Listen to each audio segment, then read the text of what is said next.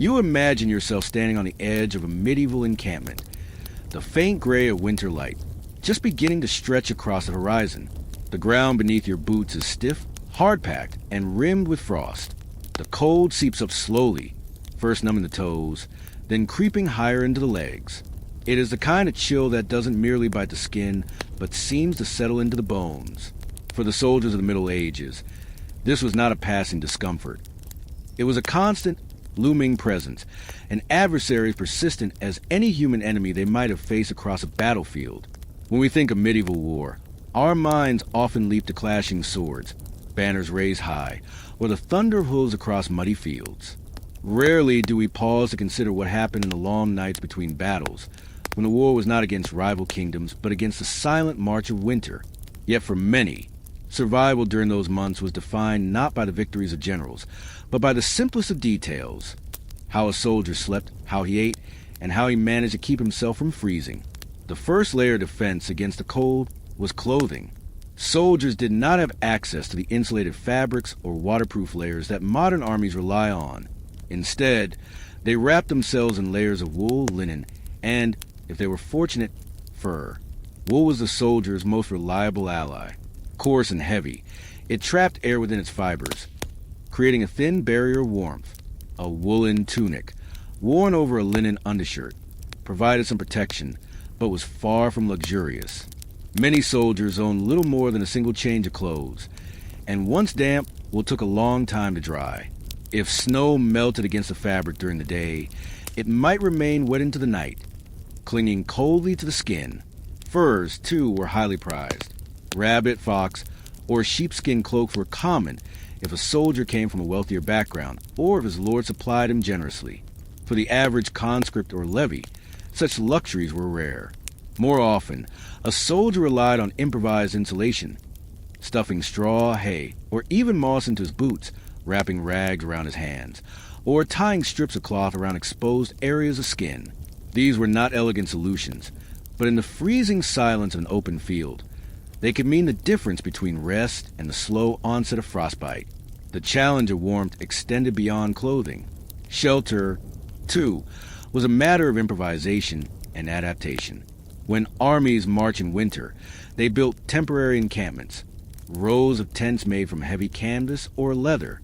The tents offered protection from the wind, but little insulation. Inside, soldiers spread hay or straw across the ground, creating a rough bedding that lifted them slightly away from the frozen earth. Some shared cloaks or huddled together, using body heat as their final layer of defense. In larger armies, communal fires were lit, but wood was often scarce. In some campaigns, soldiers were forced to march miles each day not in search of the enemy, but in search of something to burn. Wood, after all, was life. A fire did more than provide warmth. It cooked food, boiled water to keep disease at bay, and offer fragile comfort against the loneliness of winter nights. But wood was not always easy to find. In heavily forested regions, soldiers could gather fallen branches or chop trees, though this came with its own risks. Venturing far from camp left them vulnerable to ambush. In barren landscapes, armies often resorted to burning whatever they could find: fences, abandoned barns, or even wooden tools. Accounts from medieval campaigns describe soldiers stripping entire villages of their timber, reducing homes and workshops to ash simply to keep their own fires alive for one more night. When firewood failed, soldiers turned to other means. Dried animal dung, particularly from horses, was collected, dried, and burned. It did not burn as brightly or as warmly as wood, but it produced enough heat to cook a thin broth or keep a few men from shivering themselves awake. In desperate moments, even straw bedding was set alight, sacrificed for a short burst of warmth. But the struggle against cold was not only physical, it was psychological. Winter pressed heavily on the mind. Days were shorter, light faded quickly, and long nights stretched on with little to do but wait. The rhythm of military life was disrupted by weather. Marches slowed, battles postponed, and patrols reduced. Soldiers were left with endless hours of idleness, where each gust of icy wind seemed louder, each silence deeper. In these hours, warmth was not simply about survival, but about morale. The camaraderie of men huddled around a single flickering flame, Sharing stories or scraps of food often did more to sustain the spirit than the fire itself. Food, of course, played its own part in this quiet war against winter. A well-fed soldier could withstand the cold better than one starving. Yet winter was rarely a time of abundance. Armies often relied on salted meat, dried beans, hard bread, and ale. Salted pork and beef were staples, but their saltiness demanded water or ale to wash them down, and fresh supplies were limited. Soldiers often boiled their meat into thick stews, hoping the heat of the pot would stretch both the meal and its warmth. Into these stews went whatever scraps could be found. Onions, garlic, leeks, or in desperate moments, weeds pulled from the frozen ground. The warmth of the meal lingered in the body, spreading heat outward, even if only for a short while. Ale and wine were also treasured, not just for their taste, but for their caloric weight. A mug of ale provided both warmth and sustenance, dulling the edge of the cold and offering a brief sense of comfort. Stronger spirits were rarer, but when they were available, they were cherished. Not only did they bring heat to the chest, but they also brought laughter to the campfire, momentarily blurring the grim edges of hardship. Yet despite these measures, woolen cloaks, straw bedding, and thin stews, the reality remained that many soldiers did not endure winter unscathed. Chronicles speak of frostbitten toes, of men collapsing in snowdrifts, of illnesses spreading rapidly through cramped, damp tents. Pneumonia, dysentery, and fevers often claimed more lives than swords or arrows. In some campaigns, entire regiments dwindled not through battle but through exposure, the relentless cold silently consuming their numbers. You can almost hear it now, the muffled coughing of men huddled together, the crackle of a fire slowly dying as the last of the wood is consumed, the quiet shuffling of soldiers who cannot sleep, pacing the perimeter just to keep blood moving through their feet. In these moments, the medieval soldier's resilience was not defined by heroics or grand strategies, but by something far smaller: the will to endure the next hour, the next night, the next morning frost. But as you picture that camp, blanketed in snow, one question lingers. In the endless war between men and the cold, what secrets did soldiers still have, tucked away in the folds of history, that helped them endure where others perished? The first frosts of winter always caught an army off guard. The shift from damp autumn rains to biting cold was a shock to both body and spirit. But as the weeks dragged on, the cold ceased to be a passing inconvenience and instead became the dominant fact of daily existence. For soldiers caught in long campaigns, especially in Northern Europe, enduring winter was no longer about improvising for a single night. It was about constructing entire routines around survival. The structure of camp life changed. Where once tents had been pitched quickly, in neat rows to display order and readiness, now soldiers began to modify their surroundings with the seriousness of men building fortresses against the invisible enemy of frost. Trenches were dug around tents, not for defense against arrows, but to divert meltwater from snow and rain. Walls of sod or stacked branches were raised as crude windbreaks. In regions with access to forests, men erected simple log huts or leaned branches against one another to form insulated shelters, lining the gaps with moss or mud. Even the smallest effort, blocking a draft, lifting bedding higher off the frozen ground, could mean survival through the long night. One of the most important defenses was fire, and not just a single campfire. Entire systems of heat had to be engineered. Soldiers learned to bank fires overnight, piling ash over glowing embers to preserve heat until morning. This practice allowed a fire to be rekindled quickly without expending precious tinder. Charcoal, if available, was even better. It burned hotter and longer, releasing less smoke, which made it useful in enclosed spaces like huts or tents. Yet charcoal was rarely available in abundance, and so soldiers returned to the ever-present challenge: scavenging wood from a countryside already stripped bare by their own hands. It is here that one sees the paradox of medieval campaigning in winter. To survive, soldiers consumed the very lands they marched through. Villages were emptied of wood, fields stripped of stubble, barns dismantled for planks. The local peasants suffered alongside the armies, and resentment festered. In many chronicles, winter campaigns are remembered not for decisive battles, but for the devastation left behind, the silent ruins of once thriving hamlets, their warmth stolen twig by twig to fuel a foreign army's fire. But survival demanded more than shelter and fire. It demanded discipline. Men who marched long distances in wet clothes faced deadly risks. Moisture was a constant enemy. A soldier who failed to dry his boots or hang his cloak near the fire risked frostbite, trench foot, or worse. Officers enforced routines that today might seem mundane. Removing shoes at night, wringing out woolen socks, rubbing frostbitten fingers to restore circulation. These small rituals became matters of life and death. To ward off cold during the day, soldiers adopted strategies that blended physical activity with improvisation. Long marches, while exhausting, also kept the blood flowing. When armies were stationary, patrols were sent out not merely for reconnaissance but to keep men moving. Soldiers warmed their hands by clapping, stamped their feet in place, or carried small stones heated by fire inside pouches or wrapped in cloth. These pocket warmers provided a few moments of comfort, enough to take the edge off the cold during a watch shift or while standing in formation. Food once again emerged as the silent backbone of endurance. In deeper winter, supplies dwindled. The salted meats grew tougher, the dried bread staler. Soldiers often boiled their rations into watery stews, not for flavor but to extract every ounce of heat and nutrition. The act of sharing a communal pot became an anchor of morale, the rising steam a fragile promise that warmth was still possible. Some armies rationed fat or lard, consumed in small chunks as a dense source of calories. These were not pleasant meals, but they fueled the body with the energy needed to generate heat against the relentless chill. Interestingly, alcohol, so often romanticized as a medieval staple, was not always as abundant as we imagine. Supply wagons carrying barrels of ale or wine frequently froze, split, or became impassable in snow. Soldiers sometimes resorted to drinking thin broths or hot water infused with herbs, if such luxuries were available. Warm liquid itself was valuable, heating the body from within even if the flavor was bitter. The cold had another, more insidious effect. It slowed everything. Horses grew weaker, their breath fogging in the air as their feed supplies dwindled. Wagons broke down on frozen ruts. Armor stiffened when ice formed on leather straps, and bowstrings snapped if exposed too long to frost. Soldiers adapted, oiling their gear with animal fat to keep it supple, drying shields and swords by the fire to prevent rust. Every small task became an endless cycle of maintenance against decay. And yet, despite the hardships, the army did not collapse. There was resilience in routine. Soldiers sang to keep spirits high, told stories to pass the time, and developed small rituals that distracted from the cold. Gambling, dice, and simple games filled idle hours.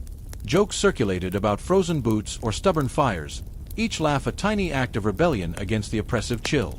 Faith, too, played its part. Chaplains and priests spoke of endurance as a form of divine testing, framing the suffering as a spiritual trial that bound the soldiers together. Still, beneath the surface of camaraderie, there was exhaustion. Nights stretched endlessly, filled with the sound of restless coughing and the groaning of men who could not find comfort in their straw bedding. The fire was always too small, the woodpile always too low. Every morning was greeted with relief. Another night survived. Every evening was met with dread. Would the cold claim another comrade before dawn? As you imagine the camp deep in winter, with its smoke-stained tents and weary faces lit by embers, the question begins to rise. How much of this endurance was born of necessity, and how much of it shaped the very strategies of war? Did generals truly command their armies, or was it the season itself that dictated when battles were fought, when armies marched, and when entire campaigns came to an icy halt? When the first hints of spring began to seep into the frozen world of a medieval encampment, the change was not always welcome at first. Snow melted into mud, ice gave way to waterlogged fields, and the once firm ground beneath the soldiers' boots turned into a sucking mire that clung to carts, wagons, and horses. Yet despite these new challenges, the thaw carried with it an undeniable sense of survival. For those who had endured the long nights of winter, the sound of dripping water and the faint scent of thawing earth meant something profound. They had beaten the cold. The transition was rarely graceful. Soldiers stumbled through slush, tents collapsed under the weight of melting ice, and diseases spread quickly in the dampness of early spring. But the greatest danger, the silent, gnawing chill that had stalked every breath and seeped into every joint, finally began to loosen its grip. Soldiers could dry their clothes, gather fresh food, and sleep without fear that the night's frost would claim them in their sleep. The cold that had once dominated every decision now retreated, leaving behind scars both visible and invisible. For commanders, the lesson was clear. Winter dictated the rhythm of war. Campaigns were planned with the seasons in mind. Armies that lingered too long in enemy territory during the cold months risked annihilation not by sword but by frost. Those who withdrew to winter quarters preserved their strength for the campaigns of spring. Even the mightiest rulers bowed to the dictates of climate. Kings and emperors, no matter how ambitious, learned that battles were rarely won in January or February. They were endured, not fought. And yet, winter was not merely an obstacle. It could be wielded as a weapon. History remembers certain moments where generals turned the season itself into an ally. The Russian winters that later crushed both Napoleon and Hitler were not unique in their cruelty. Medieval armies, too, learned to use terrain and climate to weaken foes. Raiding in late autumn could leave enemy troops scrambling for supplies during the cold months. Denying shelter or destroying food stores condemned invaders to the merciless grip of winter. The cold was impartial. It punished the unprepared and rewarded those who could bend it to their advantage. For the ordinary soldier, however, winter left a different legacy: resilience. The lessons learned in surviving one cold season carried into the next.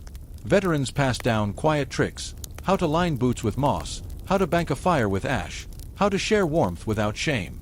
These were not strategies written in the annals of kings, but in the whispered stories of campfires, carried forward from one generation of fighters to the next. It is worth pausing to imagine the relief of those men as the first green shoots appeared in the fields, as rivers once again flowed freely, and as villages emerged from their own hibernation. After months of salted meat and thin stews, fresh food returned: eggs, milk, early vegetables. After months of bitter winds, the sun warmed their faces once again. And after months of fearing the long nights, soldiers could finally look to the future, however uncertain, with renewed strength. But the memory of winter lingered. For many, it was not the clash of swords they remembered most vividly, but the nights when they wrapped themselves in damp cloaks, listening to the fire crackle and fade, wondering if they would wake at all. This quieter battle, fought in silence against the elements, left no monuments or triumphal arches. Yet it shaped history just as much as any battlefield victory. The lessons of those winters still echo today. Modern armies may march with insulated boots, synthetic fabrics, and portable stoves, but the underlying truth remains unchanged: the environment dictates survival. Technology has shifted the balance, but soldiers still speak of cold weather warfare, of frostbite and morale, of the unique challenges that come when the air itself seems to conspire against you. And so, as you reflect on those long-forgotten soldiers huddled around a fading ember, you realize that history is not only made in moments of glory, but also in the long, unrecorded nights where endurance itself was victory. It leaves us with one final thought: if the cold could shape kingdoms and empires simply by slowing armies and testing their resolve, how much of our own world today still bends quietly, invisibly, to forces of nature that we rarely pause to notice? You find yourself walking through the ruins of a Roman harbor, the waves lapping steadily against weathered blocks of stone. The air smells faintly of salt, the cries of seabirds echo overhead, and yet the walls before you, constructed nearly 2,000 years ago, still stand firm against the relentless tide. This is no ordinary stone. It is Roman concrete, a building material so enduring that modern engineers continue to puzzle over its secrets. When you hear the word concrete, you might think of gray sidewalks or looming office towers. But for the Romans, concrete was not simply a utilitarian substance. It was a revolution. Before its widespread use, most civilizations relied on cut stone, carefully stacked and mortared together. Impressive, yes, but limiting. Concrete freed builders from the constraints of quarrying and transporting perfect blocks. It allowed for sweeping arches, massive domes, and harbors that plunged into the sea itself. The Romans called it opus caementitium. At its core, it was a simple mixture: lime, volcanic ash, and rubble.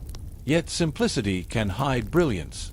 When water touched the mixture, especially seawater, chemical reactions occurred that actually strengthened the concrete over time.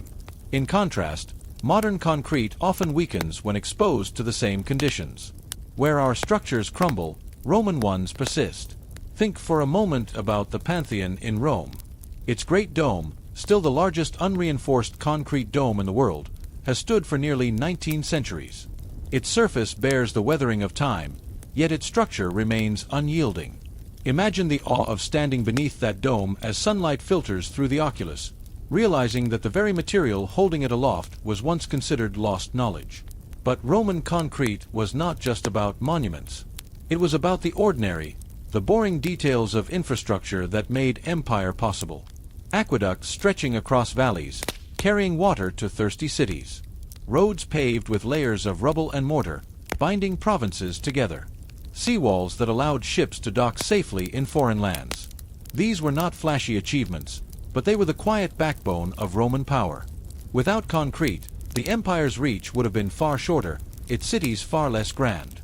So how, then, was this art forgotten? The answer lies partly in the slow unraveling of the empire itself. As Rome declined, so too did its trade networks and technical knowledge. The volcanic ash, particularly from regions like Pozzuoli near Naples, was no longer quarried and shipped in the same quantities. Craftsmen who knew the precise methods dwindled. In the centuries that followed, builders returned to more familiar techniques: stone, brick, and mortared walls. The brilliance of opus caementitium faded into obscurity. Yet the evidence of its superiority remained, standing silently in ruined harbors and fallen cities. Medieval travelers and scholars marveled at the enduring strength of Roman works, but few understood the precise mixture that gave them such resilience.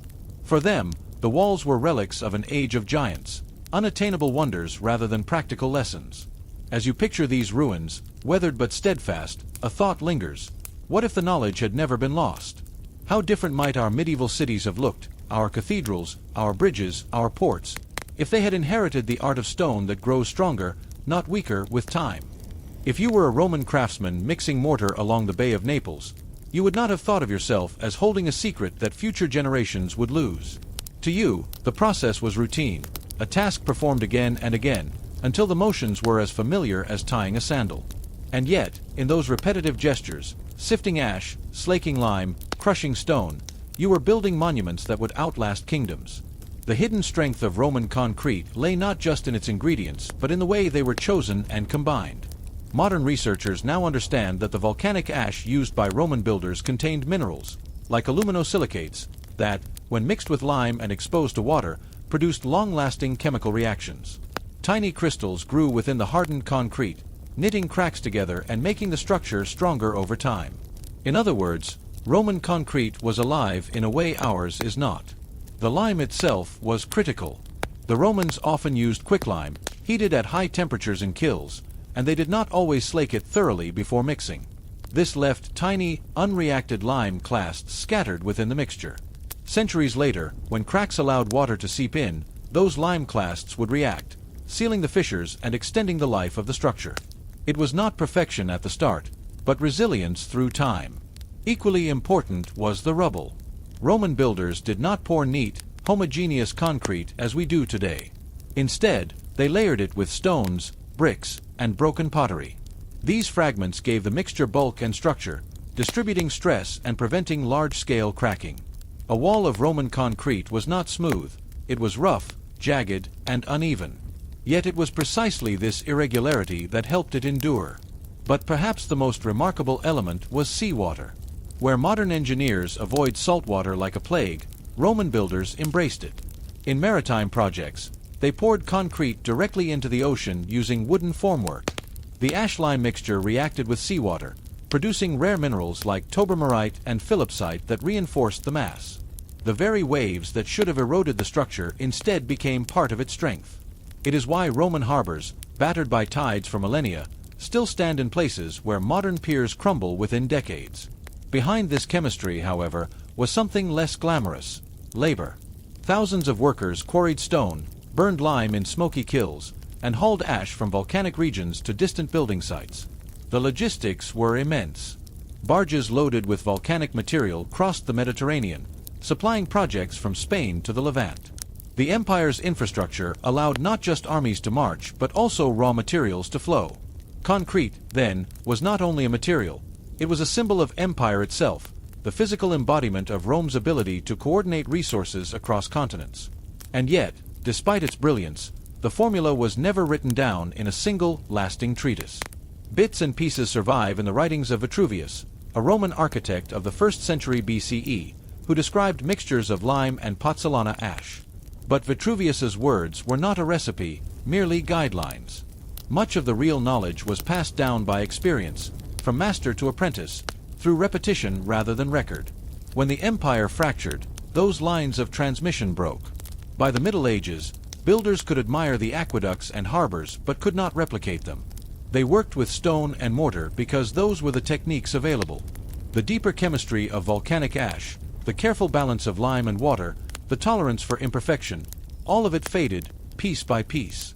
The formula was never truly hidden. It was simply forgotten, drowned in the tides of history. As you sit with this knowledge, it raises an unsettling thought.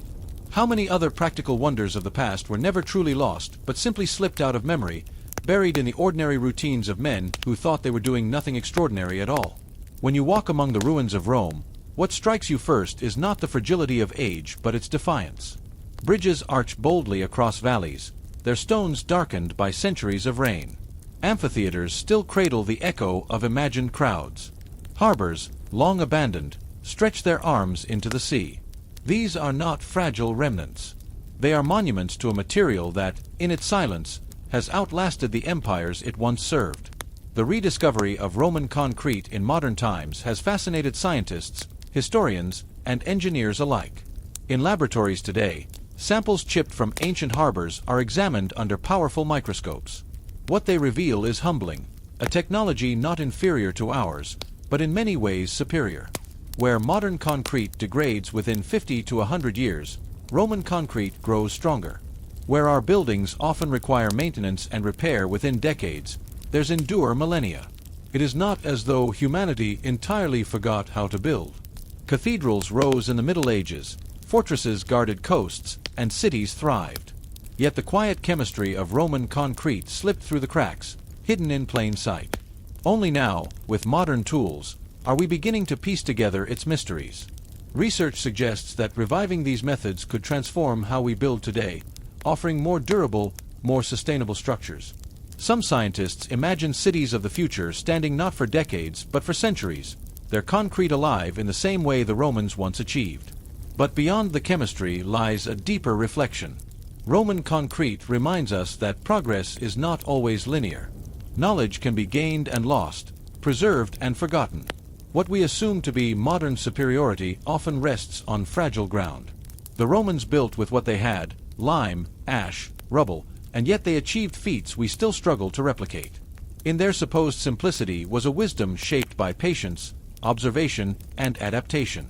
Think of the Pantheon's dome, a vast shell of unreinforced concrete that has defied time itself. Think of the aqueducts, carrying water across landscapes for centuries after their builders were gone. Think of the harbors, still resisting the tides. Each structure is a reminder that even in the mundane, mixing ash and lime, pouring rubble into molds, there lies the potential for greatness. And so you begin to wonder, if we are still learning from Roman concrete 2,000 years later, what ordinary technologies of our own age might someday be rediscovered? What overlooked detail, what everyday material, might one day be hailed as a lost art? The answer, like the ruins themselves, may not reveal itself quickly. But as you stand in the shadow of Rome's enduring works, one truth becomes clear. History is not just the story of kings and conquests. It is also the story of materials, of tools, of the quiet genius embedded in the ordinary. And in that silence, the stones still speak. Imagine waking up in a small medieval village, the kind tucked into the folds of a valley, surrounded by fields that stretch just far enough to meet a dark border of forest. The sun is not yet up, but the smell of damp earth and smoke already fills the air. You rise from a straw mattress, brush bits of husk from your tunic, and step onto a packed dirt floor. Outside, the chill bites your cheeks, and you hear the sounds of roosters and the faint murmur of neighbors beginning their day. Life in a medieval village was not defined by battles or kings, but by the cycle of bread. Grain was both the lifeblood and the burden of peasants. Every step of survival, from planting to harvesting, grinding to baking, was tethered to it. Wheat, rye, barley, or oats, depending on the region, determined whether a family lived in comfort or hunger. And bread was never free. The same loaf that fed a household was also the currency of obligation, measured, taxed, and tallied by lords and priests. Planting began in autumn. After the harvest, villagers prepared their fields, scratching furrows into the soil with heavy wooden plows pulled by oxen. Seeds were cast by hand, scattered in uneven arcs across the ground. The earth itself often felt unwilling. It swallowed seed, offered weeds, and tested patience. Rain might come too early or too late, frost might bite too soon, and all the while, the cycle of labor pressed on. Families worked shoulder to shoulder, because the failure of a field was not an individual loss but a communal disaster. Once sown, the grain became a waiting game. Villagers tended their animals, repaired tools, and kept watch for signs of blight. The rhythm of the seasons dictated everything. Winter slowed work, but hunger grew sharper. By early spring, food stores dwindled, and many families faced what was called the hungry gap, the bleak months before the new harvest. Here, bread grew darker and rougher, made from barley, oats, or even ground peas and beans. Sometimes straw or acorns were mixed in, stretching the flour into something barely edible. Yet even in this hardship, bread remained the central thread. Every loaf that left the oven was part nourishment, part burden. For the miller took his fee in flour, the Lord demanded his portion in taxes, and the church claimed its tithe. The oven itself might not even belong to you. Many villages required peasants to bake in a communal oven controlled by the manor, paying for the privilege of turning grain into bread. The scent of baking was thus not just the smell of survival but also of obligation.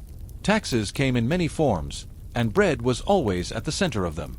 The lord of the manor claimed rights over the harvest, often demanding a portion of grain as rent. Sometimes it was measured in sheaves, sometimes in coin, but always it cut into the peasant store. The church, too, expected its due, a tenth of everything, the tithe, meant to sustain priests, maintain the parish, and aid the poor. But in practice, the poor who gave often received little in return. To eat bread was to taste not only the grain of your labor but the weight of systems above you. Despite this, life was not joyless. The rhythms of bread created rhythms of community. Harvest brought feasts, where ale flowed and bread was shared freely. Festivals tied to the church calendar brought moments of relief from the endless demands of labor. And though bread was simple, it carried pride. The dense loaves of rye in the north, the lighter wheaten bread in richer regions, the thick oatcakes of the poor. Each loaf was a mark of identity, a quiet declaration of who you were and where you came from. Standing in that village, you realized that bread was not just food. It was the measure of a year's work, the symbol of survival, and the ever-present reminder of obligations owed. And yet, you cannot help but wonder, as every loaf was divided between family, lord, and priest, how much of the peasant's life truly belonged to him, and how much was consumed before he ever took a bite. If bread was the heartbeat of a medieval village, then taxes were the hands that tightened around it. To live under the feudal system meant that nothing produced in the fields truly belonged to the peasant who toiled there. Every grain of wheat, every bundle of rye, every crust of bread was already divided in invisible lines before it ever left the ground. The manor lord's claim was the heaviest. He owned the land itself, and with ownership came entitlement. The peasants, whether free tenants or bound serfs, owed him a share of their work and their harvest. In practice, this meant laboring several days a week on the domain, the lord's own fields, where crops were grown not for their families but for the manor's wealth. After fulfilling these labor duties, peasants then returned to their own small strips of land, exhausted, to tend to the food that would sustain their households. The harvest itself brought another round of dues. From the sheaves of grain gathered, a portion was carried to the lord's granary. In some regions, this took the form of a fixed quantity, in others a flexible share based on yield. The peasant knew that no matter how meager the crop, the lord's claim would come first. A good year meant more food for everyone. A bad year meant hunger for the peasant, but never for the manor. Even the act of grinding grain into flour carried obligations. Many villages operated under the banal rights of the lord, meaning peasants were forbidden to grind their grain at home. Instead, they were compelled to use the lord's mill, paying a portion of their flour as fee. The miller, often resented, became a symbol of this system. Every turn of the millstone seemed to grind away not only grain but also the peasant's autonomy. Complaints of millers taking more than their due are common in medieval records, and the reputation of dishonesty clung to them like dust from the grain they handled. Baking, too, could fall under lordly control. In some manors, communal ovens were built and maintained by the lord, and peasants paid for their use. The smell of bread drifting from the oven was thus a reminder not only of nourishment but of dependency. Even ale, brewed from grain, could be taxed under similar rights. What began as the humble labor of sowing seeds cascaded into a chain of obligations stretching from field to table. And above all of this loomed the church. Its tithe, 1/10 of all produce, was demanded with the same certainty as the sunrise. Grain, eggs, wool, and livestock all fell under its claim. The tithe was justified as a divine obligation, meant to support clergy, maintain the parish, and care for the poor. Yet for peasants struggling to feed their own families, handing over a tenth of their already diminished share could feel like salt rubbed into an open wound. Still, refusal was unthinkable, for the tithe carried not just earthly penalties but the weight of eternal consequence. Life, then, was a careful balancing act.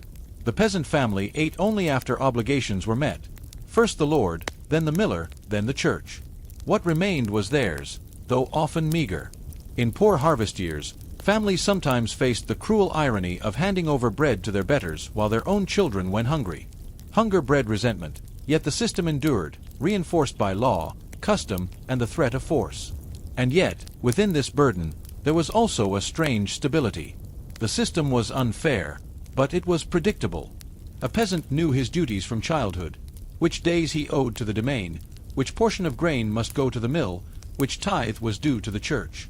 The rhythm of taxes became as familiar as the rhythm of the seasons. Survival depended on endurance, not rebellion. Most peasants endured. You can picture the scene at harvest time. Carts creaking under the weight of grain, men and women stacking sheaves into tall piles, children darting about the fields, and, in the distance, the manor steward tallying the Lord's share with an unforgiving eye. Bread was baked, but before it reached the table, it was already diminished. And as you imagine those loaves cooling on wooden boards, you cannot help but ask, how much of peasant life was truly their own, and how much belonged forever to others? As the harvest faded into memory and the rhythm of obligation slowed, the medieval village settled into its quieter months. The great work of sowing and reaping was done, the Lord's barns filled, the church's tithe collected. What remained was the balance, the thin margin on which peasant families survived. It was in this space, narrow and fragile, that daily life unfolded. The bread that finally reached the peasant's table was humble. A dense rye loaf, dark and coarse, sometimes bitter with the taste of husks or beans added to stretch the flour. In poorer years, it might be oatcakes baked on flat stones or barley bread that crumbled in the hand. Butter or cheese softened the edges when available, but more often it was eaten plain, dipped in broth, or soaked in ale.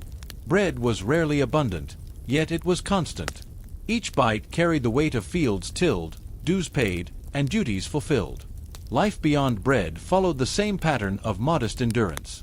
Tools were mended, cottages repaired with wattle and daub, clothing patched and passed down. The village economy was not one of abundance but of reuse. A wooden bucket might serve a family for decades, a single cloak handed from father to son until it was more patch than fabric. Children learned early the arts of thrift and labor, for survival allowed little space for waste. Yet within this life of scarcity, there were also moments of joy. Festivals punctuated the year, tied to both the church calendar and the agricultural cycle.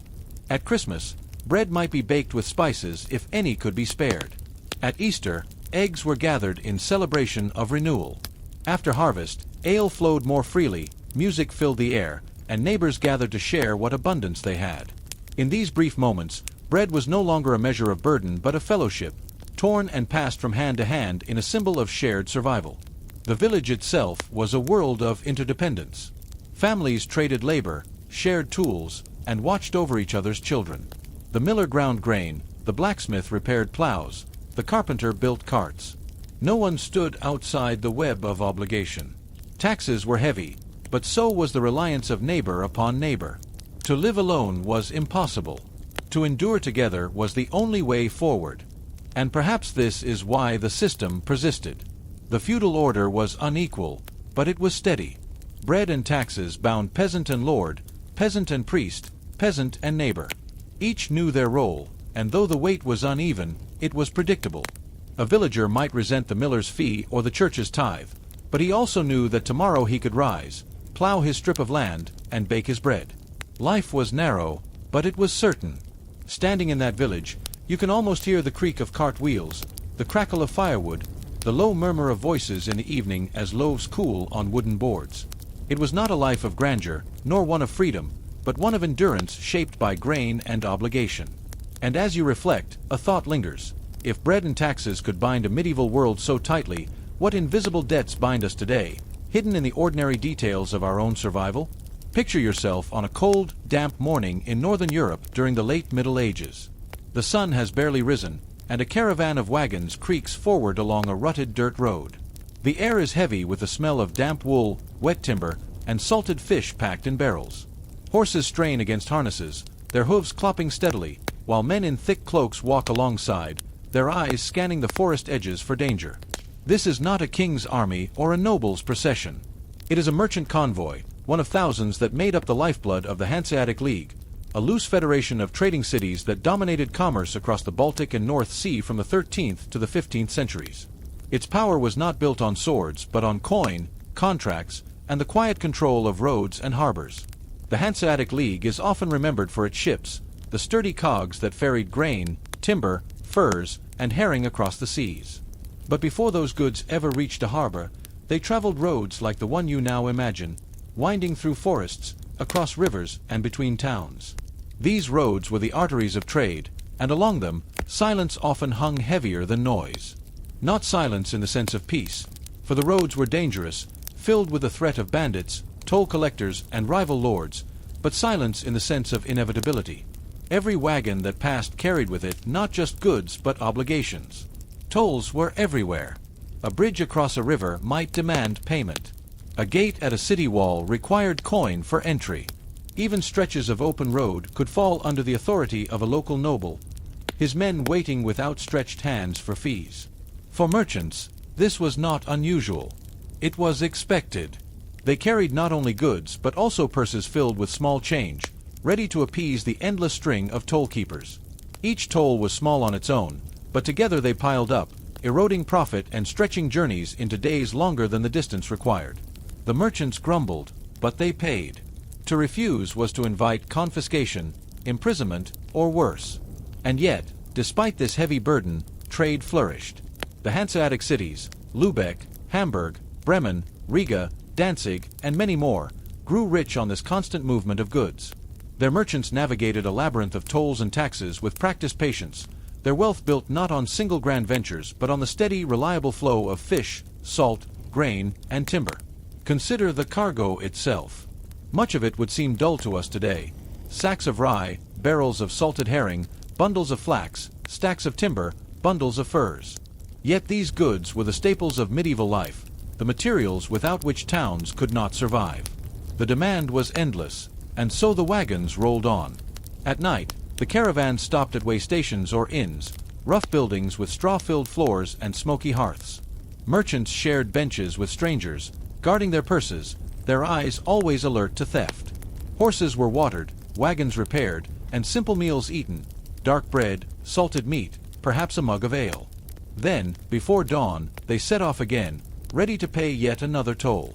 The silence of these toll roads was not the silence of comfort. It was the silence of endurance, the steady rhythm of commerce pressing forward despite obstacles. Each coin dropped into a toll-keeper's hand was a small surrender, but together they kept the machinery of trade alive. And so you wonder, in a world where goods moved slowly, where every mile was hard-earned, how did this network of tolls and obligations shape the very character of medieval trade? Did it stifle prosperity, or did it bind together the cities of the Hanseatic League in ways that even their merchants could not fully see? As the merchant caravan neared the outskirts of a city, the atmosphere changed.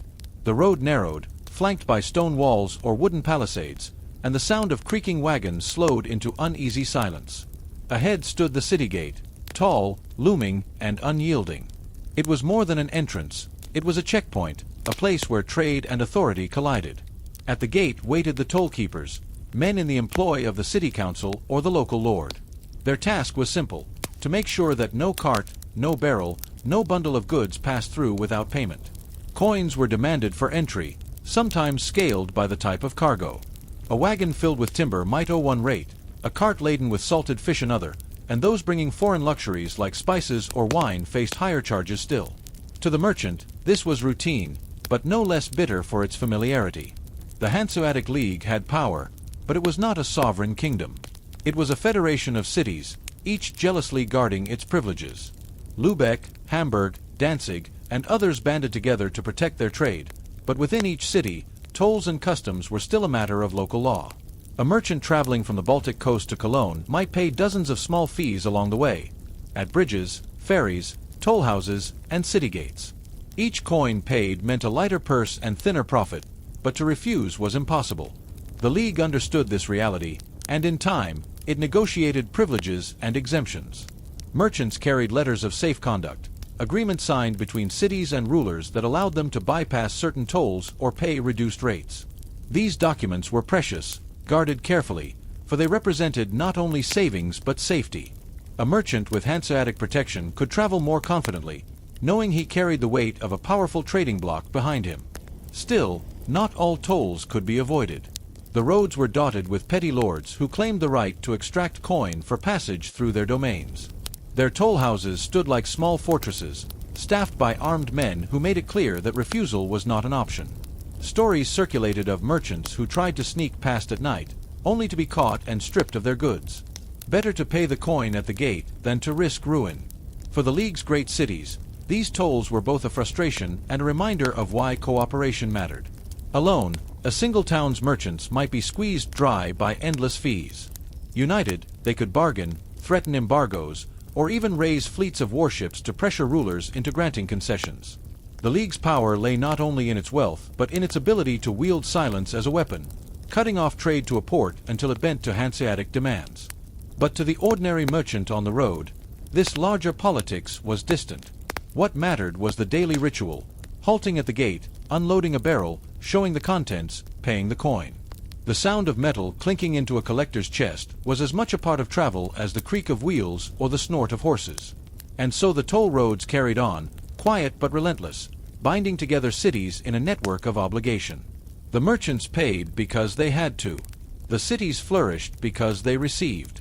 And the goods, salted fish, rye, furs, timber, moved forward, step by step, coin by coin. As you picture the caravan passing through yet another gate, the question lingers. Did these countless small payments weaken the merchants who bore them, or did they, in their very accumulation, forge the discipline and order that made the Hanseatic League endure for centuries? When you think of power in medieval Europe, you might imagine kings on thrones or knights in shining armor. Yet in the quiet toll houses that dotted the roads of northern Europe, another kind of power was at work. It was not loud or dramatic. It did not ride into battle with banners flying. It clinked quietly into chests, coin by coin, until whole cities thrived on the revenue of trade. The Hanseatic League's wealth came not from conquest but from endurance. Its merchants accepted the tolls, paid the coins, and moved on. They endured the endless delays at gates and bridges, the suspicious eyes of collectors, and the occasional dishonesty of petty lords. And because they endured, goods flowed. The silent toll roads became the veins of commerce, carrying salted fish from the Baltic, rye from Prussia, furs from Novgorod, and cloth from Flanders. But nothing in history is free of cost. The very tolls that sustained cities also strained merchants. Profits were never as high as the goods might suggest, for each barrel and sack was shaved thinner by fees. The merchants grew cautious, conservative, slow to innovate. The League grew strong, but it also grew rigid, bound by its own systems of rules and obligations. Over time, as new powers rose, the Dutch, the English, the Swedes, the League's silence became less strength and more stagnation. By the 16th century, the Hanseatic League was in decline. Its monopoly weakened, its cities divided, its tolls resented. Trade did not vanish, but it shifted into new hands, carried by merchants who sailed farther, risked more, and broke free from the weight of small, constant payments. The toll houses remained, but their power faded, like the crumbling walls of city gates left behind. And yet, the legacy endured. The League had shown that cities could wield collective strength without a king, that trade could knit together a region as tightly as any crown. It had built wealth not through grand battles, but through the steady rhythm of caravans and ships, of wagons and coins. Even in its decline, the idea of a network bound by commerce lived on, echoed centuries later in alliances, federations, and unions shaped not by blood but by trade. As you stand at the edge of an old Hanseatic road, the stones worn smooth by countless wheels, the silence still lingers. It is the silence of routine, of endurance, of coins paid without argument. A silence that once built cities and now whispers through ruins. And it leaves you wondering, in our own world, how many tolls do we pay without noticing, their weight hidden in the ordinary, their cost shaping our lives in ways we will only see centuries from now? Close your eyes and imagine yourself below deck on a medieval or early modern ship. The air is damp, heavy with the smell of tar, wet timber, and salt. The light is dim, a faint glow filtering down through cracks in the planks or from a smoking lantern that sways gently with the motion of the waves. The floor beneath you creaks as the ship leans, and the sound of water slapping the hull fills the silence. This is not a place of rest, but it is where sailors slept. Sleeping on a wooden ship was less about comfort and more about survival. Space was scarce. Cargo and supplies always came first. Men came second. In most vessels, there were no private quarters for ordinary sailors. Instead, they made their beds in cramped, shifting spaces between barrels, ropes, and timbers. Hammocks, which we might now associate with seafaring life, were not widely used in Europe until the 16th century. Before that, sailors slept on rough mats, straw pallets, or directly on the planks, their bodies swaying with the ship. The conditions were harsh. The constant dampness meant bedding was rarely dry. Salt water seeped into everything, and the air was thick with mildew. Rats and lice thrived in the darkness. To sleep was to accept discomfort, the itch of vermin, the stench of unwashed bodies, and the groaning timbers that never let silence settle. Sailors learned to rest in short bursts, their bodies adapting to the rhythm of the waves rather than any regular cycle of night and day. Discipline shaped even the act of sleeping. Watches divided the day into shifts, meaning half the crew was always awake, manning sails, steering the ship, or keeping lookout. The other half tried to sleep, though sleep was often little more than closing one's eyes against fatigue.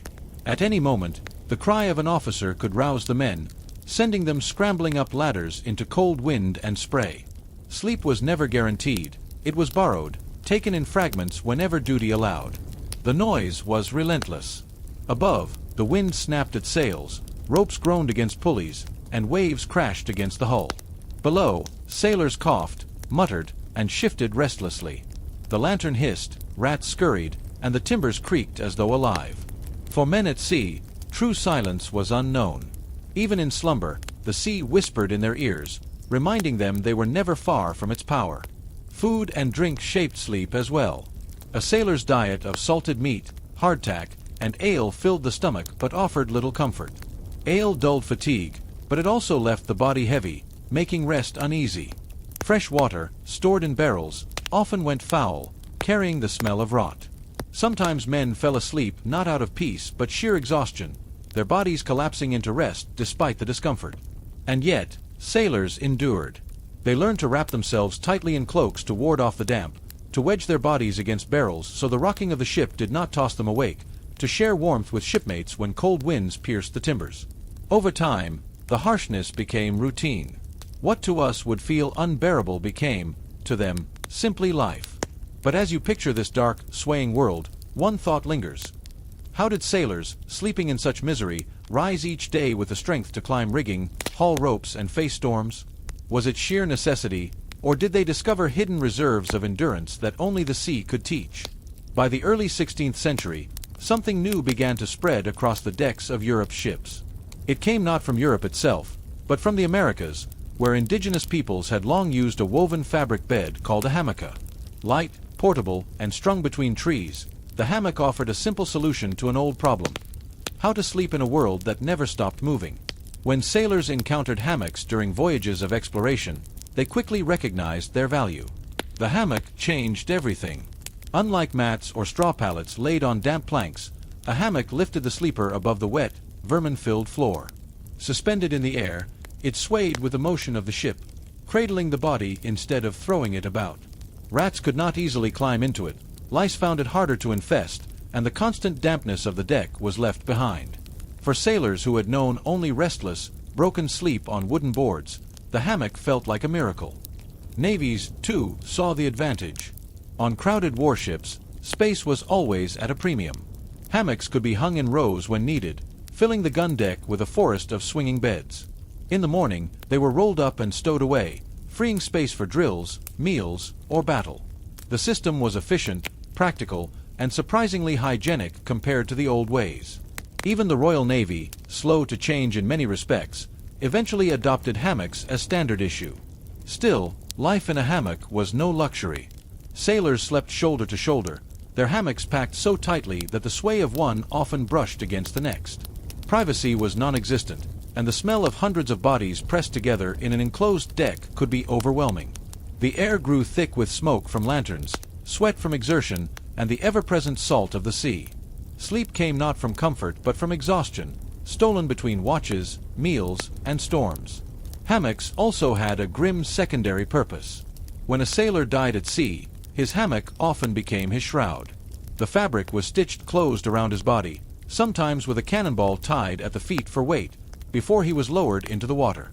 For the men who slept in them nightly, hammocks were both cradle and coffin, symbols of rest and of finality. Despite these associations, the hammock endured because it worked. Sailors who once rolled across planks with every shift of the hull now found themselves rocked gently into slumber. The improvement in rest meant an improvement in labor. Men rose to their watches with clearer heads, better able to climb rigging or haul sails in dangerous conditions. The hammock did not make life at sea comfortable, but it made it survivable. The transition was not immediate. Some older sailors clung to the familiarity of pallets or mats, skeptical of new ways. Others found hammocks difficult at first, struggling to balance or falling out in the night. But over time, the hammock became a symbol of the seafaring life, as essential as the rigging overhead or the sails that caught the wind. To sleep in a hammock was to accept the sea on its own terms, letting its rhythm cradle you instead of fighting against it. And so, as hammocks filled the decks of ships across Europe and beyond, a quiet transformation took place. Sailors still endured cramped quarters, foul air, and endless noise, but they endured with a little more rest, a little more resilience. And as you picture that swaying forest of canvas beds, you cannot help but wonder, what did it mean for the lives of sailors to find even this small comfort at sea, when so much of their existence was hardship without relief? The ship rocked endlessly, day after day, night after night. For sailors, this rhythm became the heartbeat of existence, a lullaby and a threat in equal measure. Sleep was never certain, but when it came, it was shaped entirely by the sea. Hammocks swayed with the motion of the waves, creaking timbers groaned like voices in the dark, and the slap of water against the hull was the constant reminder of both confinement and freedom. To sleep on a ship was to dream differently. Sailors often spoke of restless visions, of storms brewing, of land appearing, of families waiting at home. The sea intruded even into their rest. Men dreamed of falling overboard, of drowning, of endless horizons. Others found comfort in dreams of familiar places, fields, villages, warm beds on solid ground. These dreams, whispered over bowls of stew or mugs of ale, reminded the crew of what they had left behind and why they endured. Rituals grew around the act of sleeping.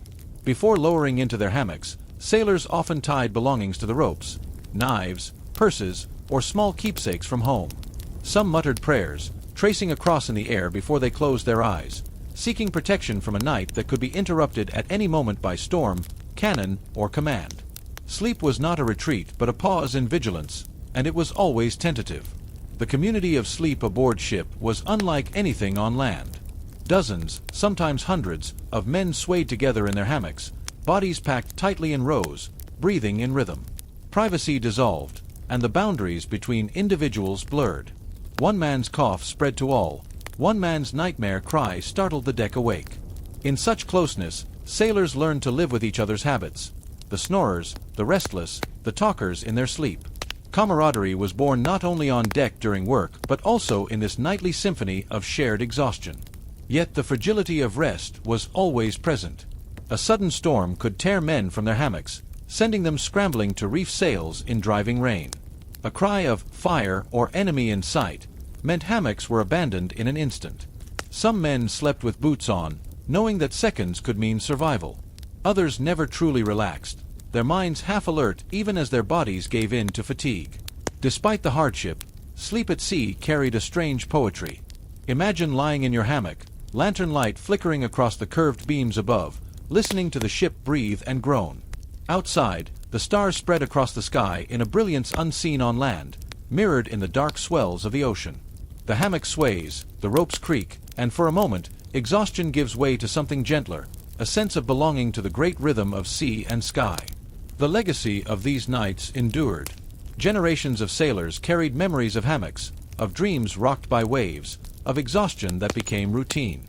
Even today, the image of a sailor's hammock remains a symbol of seafaring life, of endurance, adaptation, and the ability to find rest in the harshest conditions.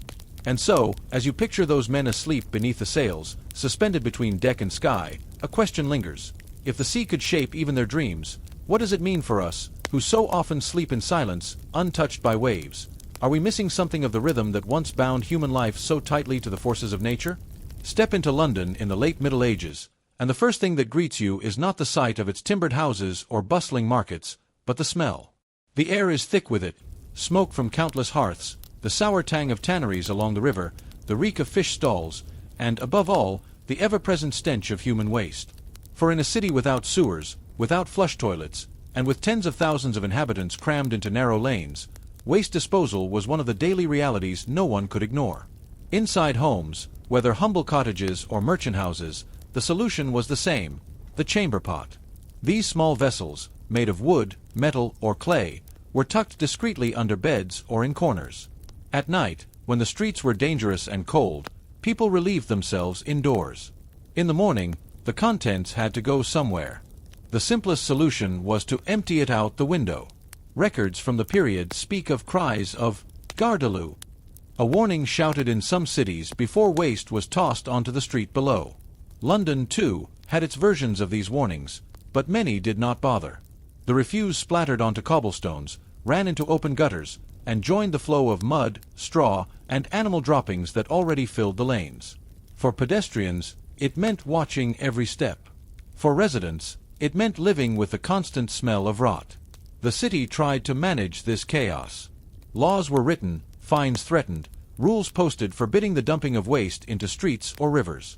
But enforcement was weak, and habits were ingrained. Chamber pots continued to be emptied into gutters, and the Thames itself became the city's largest sewer. The river, lifeblood of London's trade, also carried the waste of its people, its waters darkened with refuse. Yet not all waste was simply dumped. A strange economy grew around it, one of the most unglamorous trades in the medieval city, the night soil collectors. These men worked under cover of darkness, hauling away human waste from cesspits and privies. Their labor was foul beyond imagining, yet it was essential. Without them, the city would have drowned in its own filth. Consider the cesspit, a common feature in urban yards. These pits collected waste from households, filling slowly until they became unbearable. Then the collectors were called. With shovels, buckets, and carts, they descended into the pits, scooping out the thick, reeking mass and hauling it away. The work was dangerous. Fumes could overwhelm, collapses could trap, but it paid, and for men with no other prospects, it was survival. The collected waste was not always discarded. Much of it was carted out to fields beyond the city, where it was used as fertilizer. Farmers, though not always pleased with the source, recognized its value for enriching soil. Thus, the cycle completed itself. Chamber pots filled, cesspits dug, night soil carted away, and in time, bread grew from fields nourished by the very refuse of the city. Life in London was lived against this backdrop. Children played in streets where waste trickled. Market stalls stood beside open drains. The odors mingled with those of roasting meat and fresh bread, creating a pungent mix that no one noticed after a time. Visitors often remarked on the smell, but residents accepted it as part of life, no more avoidable than the tolling of church bells or the ringing of market cries. As you stand in that world, the image is clear: a chamber pot under every bed, a gutter filled with refuse, and men with carts trundling through the night. And the question lingers: how did a city of such filth not simply collapse under the weight of its own waste? Was it resilience, adaptation, or simply the human ability to endure what seems unendurable when there is no other choice? If the chamber pot was the private solution to waste, the night soil man was the public one. He worked in the shadows, often after dusk, when the streets grew quieter and respectable folk had retreated indoors. His presence was both necessary and avoided, his labor despised but relied upon. For in a city of thousands, someone had to deal with what accumulated in the pits, and it was never the wealthy who shouldered that burden. The night soil men went to work when others slept. Their tools were simple: shovels, buckets, ropes, and carts. Their task was monumental. In backyards and alleys, beneath wooden planks or stone slabs, lay cesspits, receptacles where waste from chamber pots and privies collected. Left untended, these pits festered. They filled until overflow seeped into walls, flooded cellars, or poisoned wells. When the smell grew unbearable, or when neighbors complained, the collectors were summoned. They pried open the pits, lowered themselves down, and shoveled out the thick, choking mass of waste. The fumes were overwhelming. Records speak of men collapsing, suffocated by the stench of ammonia and methane. Some suffocated outright, their bodies retrieved only after others braved the same toxic air. Yet the work continued, for it was steady employment in a city where many starved. Once collected, the waste was heaved into barrels or piled onto carts. The carts trundled through the streets, their contents sloshing, their stench unmistakable. Residents covered their noses, muttered curses, and hurried past, but they needed these men all the same. Without them, life in London would have been impossible. The destination for this night soil was rarely the river, though many, desperate for convenience, did dump it there illegally. More often, it was carried beyond the city walls to fields where farmers waited. Human waste, unpleasant though it was, made for effective fertilizer. Spread across fields, it mingled with the soil, enriching it for crops. Thus, the labor of the night soil men fed the very bread baked in the city's ovens, closing a strange and unspoken cycle. The job carried stigma. To be a night soil man was to live on the edge of society, avoided by others, often barred from certain guilds or respectable company. Yet it also brought a measure of independence. The collectors set their own pace, worked in teams, and sometimes earned more than laborers in other trades. In a world where survival was precarious, foul work was still work, and foul wages still fed families. For the city itself, the night soil trade was a matter of survival. Officials passed ordinances regulating collection, setting times and routes, and fining those who dumped waste illegally. But the reality was always messy. Streets still stank, cesspits still overflowed, and collectors still trudged with their carts. Order was the ideal, endurance was the reality. Picture them now, lanterns swinging, boots sinking into mud, carts creaking under their burden. Their faces are tired, their clothes permanently stained, their hands calloused. They are invisible in history books, yet without them, medieval London would have drowned in its own filth. And as you watch them disappear into the night, one question remains. How much of civilization rests, unseen, on the shoulders of those willing to do the work no one else will touch? By day, London's markets bustled with cloth merchants, fishmongers, butchers, and bakers. But beneath the hum of trade lay another economy, one that dealt not in spices or silks, but in what the city wished to forget. Human waste was not only a nuisance to be hauled away. It was a resource, a commodity, and, in its strange way, a lifeline for the fields that fed the city. The waste collected by night soil men rarely went to waste itself. Carters hauled it beyond the city walls, selling it to farmers who spread it on their land.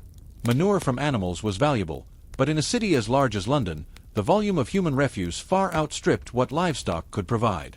Night soil, foul though it was, replenished exhausted soil with nutrients. Without it, fields around the city would have struggled to sustain the grain production that kept London fed. Thus, a cycle formed. Bread was baked in the city, eaten in crowded houses and taverns, its remains carried away in chamber pots. The pots were emptied into cesspits, the cesspits cleaned by night soil men, and the waste sold to farmers. From those same fields, new grain returned to the markets, ground in mills, baked into loaves, and eaten once more. What disgusted individuals sustained the collective? The city attempted to regulate this cycle, but it was never neat. Ordinances forbade dumping waste into the Thames, yet the river remained foul. Complaints were filed against collectors who spilled their loads in the streets. Fines were levied against households that neglected their cesspits. And still, the work continued, half-regulated, half-chaotic, always essential. Socially, the night soil men remained outcasts. Their labor was invisible in chronicles, their names forgotten, their contribution acknowledged only in passing. Yet their work kept the city habitable. Without them, outbreaks of disease would have been far worse, cesspits would have overflowed, and London's growth would have choked on its own filth. Civilization rested on their shoulders, though few admitted it. For the ordinary Londoner, waste was part of life's background, ever present yet rarely questioned. The chamber pot under the bed, the smell of gutters in summer, the carts rumbling at night, these were not extraordinary events but daily facts. Only visitors, stepping into the city for the first time, remarked on the overpowering stench. For residents, it was the price of living where opportunity lay. And in that quiet truth lies a lesson. Great cities are not built only by kings or merchants, nor held together only by cathedrals and markets. They are sustained by unseen systems, by ordinary laborers whose work goes unnoticed until it fails. The night soil men of London remind us that history is not just the story of glory and power. It is also the story of waste, of what is carried away, what is hidden, and what we would rather not remember. As you reflect on this, you might ask, how much of our own world is built upon such hidden economies, running silently beneath the surface, keeping everything alive while remaining invisible until the day they are gone? Dawn breaks not with sunlight, but with sound. A heavy iron bell tolls across the cloisters, its echoes rolling through stone halls and out into the fields beyond. Monks stir from their narrow beds, their breaths visible in the cold air, and shuffle toward the chapel in silence. This is not the beginning of their day, for their day never truly ends.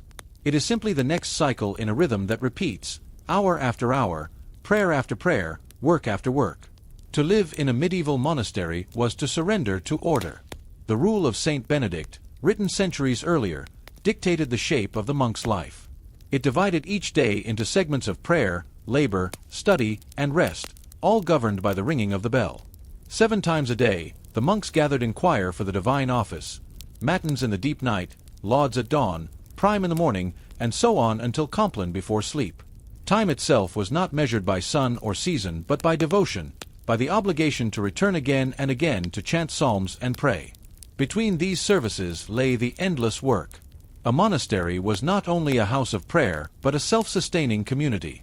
Monks tended gardens, brewed ale, copied manuscripts, taught novices, cared for the sick, and managed lands granted by nobles.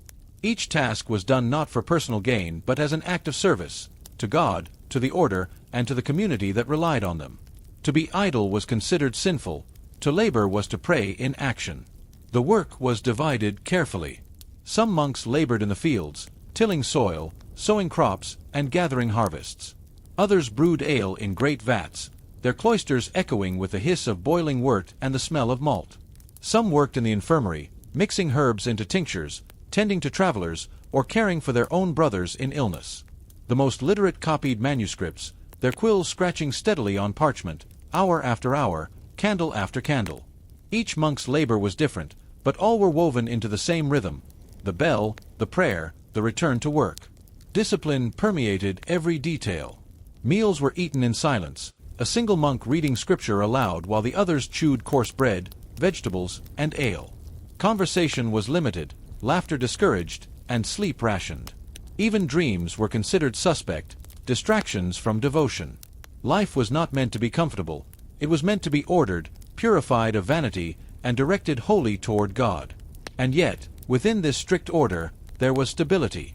In a world of famine, war, and plague, the monastery stood as an island of predictability. The harvest might fail outside its walls, but within, the fields were tended with care and stored in granaries. Lords might quarrel and armies march, but the monastery's bell tolled without interruption, marking time in an unchanging rhythm. Villagers looked to the monastery as a place of refuge, knowledge, and healing, even as they muttered about the wealth and lands it accumulated. To step into this world is to feel the weight of time differently. Hours stretched not as opportunities for choice, but as obligations already spoken for. A monk wakes, prays, labors, prays again, eats, prays again, and sleeps only to repeat it. The cycle has no grand climax, no escape, no vacation. It is an endless turning of the wheel. And so you cannot help but ask, what did it mean for a man to give his life to such a rhythm, to surrender every choice to the toll of the bell? Was it devotion, or was it a form of captivity disguised as holiness? If prayer filled the hours of a monk's day, labor filled the spaces between. The monastery was not only a spiritual refuge, but also a machine of constant productivity. Its rhythm of prayer and toil was seamless, each act of labor considered a form of worship. To dig, to brew, to copy, to heal, all of it was prayer with the hands rather than the lips. Step first into the fields. Beyond the cloister walls stretched strips of farmland carefully tended by lay brothers and monks alike. Wheat, barley, and oats swayed in the wind, planted and harvested in meticulous cycles. Vineyards crept along hillsides where climates allowed, while orchards produced apples and pears for cider and preserves. Gardens closer to the cloister brimmed with herbs, cabbages, leeks, and beans. Each vegetable patch and each furrowed row was the product of devotion as much as necessity. To labor in the soil was to mirror the act of creation itself, to sustain not only the monastery but also the poor who came seeking alms. Step next into the brewery. The monastery was famous for ale, not the weak, watered-down drink of peasants, but carefully brewed, nourishing, and sometimes strong enough to sustain a man through fasts. Great vats hissed with boiling wort, the air thick with the smell of malt and hops. Brewing was not idle work, it required knowledge, precision, and patience. The monks brewed not only for themselves but for travelers, pilgrims, and the communities around them. A monastery's reputation often rested on its ale, a product that nourished the body as much as the soul. Walk now into the scriptorium. Here, silence was broken only by the steady scratching of quills across parchment. Monks hunched over desks, illuminated by shafts of light through narrow windows or by flickering candles in winter. Hours passed as letters were shaped with care, as margins were decorated with vines and beasts, as sacred texts were preserved one painstaking line at a time. To copy a single manuscript could take months, even years. It was slow, exhausting labor, but it was also an act of defiance against oblivion. In a world where fire, war, and decay constantly threatened knowledge, the monastery became a fortress of memory. In the infirmary, the rhythm was different. Monks trained in herbal lore tended to the sick and weary. They steeped herbs in boiling water, ground roots into poultices, and prayed over the dying. Remedies might be simple: honey for wounds, garlic for infections, willow bark for pain, but they were drawn from centuries of careful observation. The infirmary served not only the brothers of the order, but also the poor who arrived at the monastery gates, seeking both healing and mercy. And beyond these tasks lay countless others: tending beehives for wax and honey, caring for flocks of sheep whose will clothe the community, repairing shoes and tools, keeping accounts of rents and tithes from the monastery's lands. The work was endless, but it was steady, sustained by the belief that every act, no matter how small, was service to God. It was this endless cycle of labor that gave monasteries their quiet strength. While kingdoms fractured and villages suffered famine, the monastery endured. Its fields were tilled with care, its barns stocked with grain, its libraries filled with knowledge, its cloisters echoing with prayer. From this stability, monasteries accumulated wealth and influence, sometimes to the resentment of the very peasants who depended on them. Picture the monks at their work. One bends low over a row of beans, another stirs a steaming vat, another scratches ink onto parchment while a candle gutters in the draught. Each task is humble, each man anonymous, yet together they form a community that sustains itself across centuries. And as you watch this endless work unfold, you cannot help but wonder: was it devotion that drove them to such labor, or was it necessity cloaked in the garments of holiness? Did the monastery thrive because of faith, or did faith simply give meaning to work that might otherwise have felt like toil without end? The bell tolled again, as it always did. For the monks within the cloister, time did not belong to them, it belonged to the rule. Hours passed not as moments of choice, but as obligations already measured. Work and prayer repeated, day after day, year after year, until individual lives blurred into the larger continuity of the monastery itself.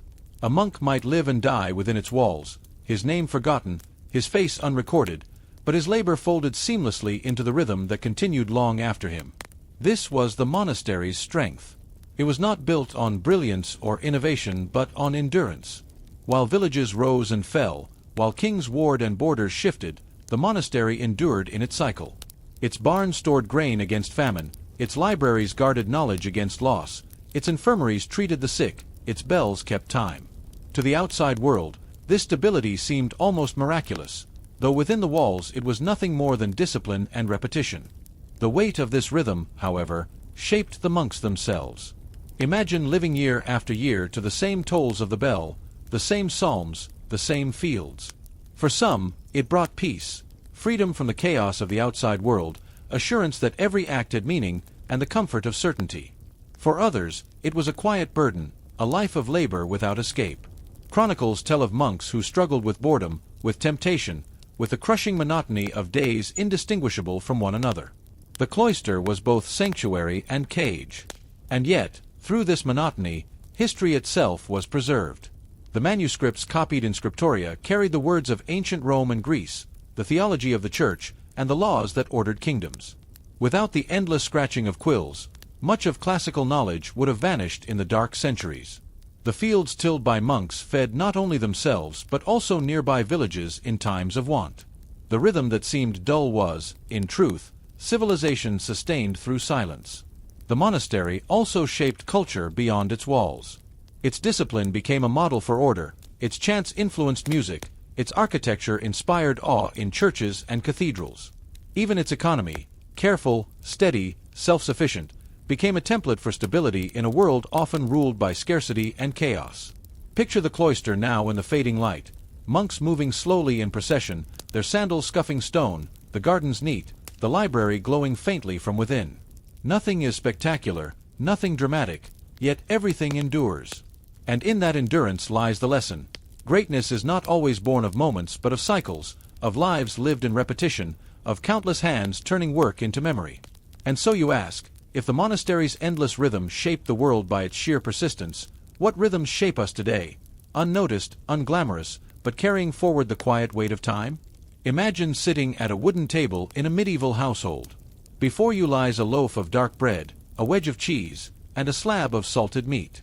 The bread is coarse, the cheese sharp, but it is the salt you notice most, sharp on the tongue, unmistakable and essential. In a world without refrigeration, salt was more than seasoning. It was survival. For centuries, salt determined what people ate, how long food lasted, and even how armies marched. To preserve meat for winter or for travel, it was soaked in brine or packed in layers of salt. Fish caught in northern seas were gutted, salted, and stored in barrels, becoming a staple commodity traded across Europe. Without salt, these provisions would rot within days. With it, they could sustain armies, feed cities, and carry sailors across oceans. Salt was not evenly distributed. Some regions had abundant supplies, coastal flats where seawater could be evaporated, inland deposits where rock salt was mined. Others had little, relying on imports carried over mountains and along rivers. This unevenness gave salt immense value. In some regions, it was called white gold. Taxes on salt filled the coffers of kings and lords, and disputes over its trade shaped alliances and wars. Consider the Roman word salarium, an allowance once given to soldiers for the purchase of salt. From it, we take the modern word salary. Salt was so fundamental that it became a metaphor for wages, worth, and value itself. To be worth one's salt was not a figure of speech but a literal calculation of sustenance and service. In daily life, salt was omnipresent but never taken for granted. A peasant family might stretch their small supply carefully, sprinkling it into pottage or rubbing it into pork for winter storage. Wealthier households used it more freely, not only to preserve food but also to display status. Fine, white, purified salt sat at the high table during feasts, while coarser, gray salt was left for those of lower rank. Placement at table could be described above the salt or below the salt, a reminder that even at meals, hierarchy was seasoned into the order of things. Salt's importance extended beyond the kitchen. It was used in rituals, sprinkled to purify spaces, or placed on altars. It symbolized permanence and incorruptibility, qualities that matched its physical role as preservative. Superstitions grew around it. Spilling salt was considered unlucky, a bad omen to be countered by tossing a pinch over the shoulder. The mineral that preserved food also seemed to preserve meaning, woven into both diet and belief. Trade in salt left marks on the landscape. Roads were carved across Europe to carry it. The salt roads of Germany and Italy, the routes from the Bay of Biscay inland to France, the long caravans across Africa's deserts carrying slabs of salt as valuable as gold. Rivers bore barges heavy with barrels, while markets bustled with merchants tallying every grain. Salt was not glamorous, but it was indispensable. And so, as you picture a medieval family carefully measuring out their salt, or merchants weighing sacks in a market square, one question lingers. How did a substance so ordinary gain the power to shape kingdoms, wealth, and daily survival for centuries on end? If salt preserved food, it also preserved power. Across medieval Europe, rulers understood that control over this one mineral meant control over the people who relied on it. Salt was universal. No one, from king to peasant, could live without it. To tax it, to guard it, to monopolize it, was to place a hand on the very throat of survival. Take France, for example. By the late Middle Ages, the French crown imposed the gabelle, a salt tax that varied by region but weighed heavily on the poor. Families were required not only to pay for salt but to buy fixed quantities, regardless of their actual needs. For peasants already burdened with tithes and rents, this compulsory purchase was a source of constant resentment. Yet the monarchy depended on it. Revenues from the gabelle filled royal treasuries, funding wars and courtly luxuries. In time, hatred of the salt tax would help fuel rebellion, echoing all the way to the French Revolution. Elsewhere, salt shaped trade networks and alliances. The city of Venice, perched on its lagoon, became wealthy not only from its position on Mediterranean trade routes but also from its mastery of salt production. By controlling salt pans and trade, Venice exerted influence far beyond its size, exporting salt to markets across Europe. Its ships carried not just spices and silks, but also the humble mineral that fed armies and fleets. In England, salt was mined from brine springs in Cheshire, where boiling houses reduced the liquid to crystals. The industry enriched local lords and towns, creating wealth from what seemed to be little more than water and fire. The crown, recognizing the value, imposed its own regulations and levies, making salt a steady source of revenue. Even empires beyond Europe understood its worth. In West Africa, caravans of camels crossed the Sahara carrying slabs of salt from mines like Tagaza. These slabs were traded in bustling markets of Mali and beyond, exchanged for gold, grain, and slaves. Salt there was not just a seasoning but a currency. Stories tell of merchants trading salt pound for pound with gold, a reminder that value is often measured not in rarity but in necessity. Wherever salt was found, conflict followed. Wars were fought over salt works, rival lords clashed over access to mines, and smuggling became an unending problem. For where a commodity was taxed and controlled, there would always be those who sought to evade authority.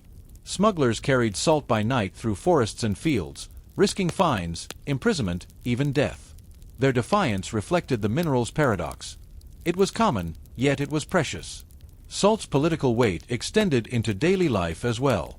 To be denied salt was to be denied survival. Armies blockaded salt supplies, starving enemy populations not of food directly but of the means to preserve it. A household without salt could not cure meat for winter, could not keep fish for long voyages, could not stretch its food through famine. Control salt, and you controlled not only wealth but also the calendar of survival itself. Picture now a customs post on a medieval road. Carts halted, barrels opened, officers tallying every measure of salt that passed. Behind this mundane ritual lay immense power. Kings grew rich, cities thrived, wars were waged, and peasants groaned, all because of the grainy crystals packed into those barrels.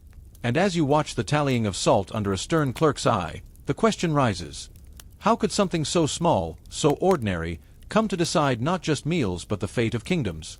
By the time the medieval world gave way to the modern, salt had already shaped centuries of life. It was in the bread of peasants, in the coffers of kings, in the holds of ships, and in the fields where grain was grown. Its story was not one of spectacle but of persistence, a mineral so ordinary and yet so necessary that it bound empires together grain by grain. The power of salt endured well into the early modern age. The gabelle in France continued to weigh on the poor until it became one of the grievances fueling revolution. In other lands, salt monopolies were maintained by governments desperate for steady revenue. Salt remained, quite literally, a foundation of state finance. Its taxation was invisible to few, every household felt it, every table tasted it. Yet as new technologies emerged, salt slowly lost its crown. Refrigeration changed everything. Where once salt was the only means of preserving meat and fish, now ice, and later machines, did the work. Industrial chemistry found ways to produce salt cheaply and abundantly, stripping it of its scarcity. The mineral that had once been measured and guarded with care became an afterthought, poured freely from glass shakers in kitchens around the world. And yet, even in its decline as a source of power, salt left legacies that remain. Cities grew rich on its trade: Venice, Lubeck, Genoa, and their wealth funded art, architecture, and exploration. Roads were carved and markets established that shaped the geography of Europe. Words remain in our language: salary, salvation, salubrious, all trace their roots back to the grainy substance once carried in sacks and barrels. Culturally, salt never lost its symbolism. To eat salt together remained a sign of fellowship. To spill it, a portent of bad luck. Salt continued to mark the threshold between the sacred and the ordinary. Sprinkled in blessings, offered in rituals, carried into superstitions that long outlasted its economic power. The mineral that once preserved food also preserved meaning. For the peasants of the medieval world, salt had been a quiet measure of survival, a pinch to flavor pottage, a handful to cure pork, a sack to stretch through winter. For rulers, it had been a lever of power, a tax, a monopoly, a way to bind subjects through necessity. For merchants, it had been a steady commodity, traded endlessly across seas, deserts, and mountains.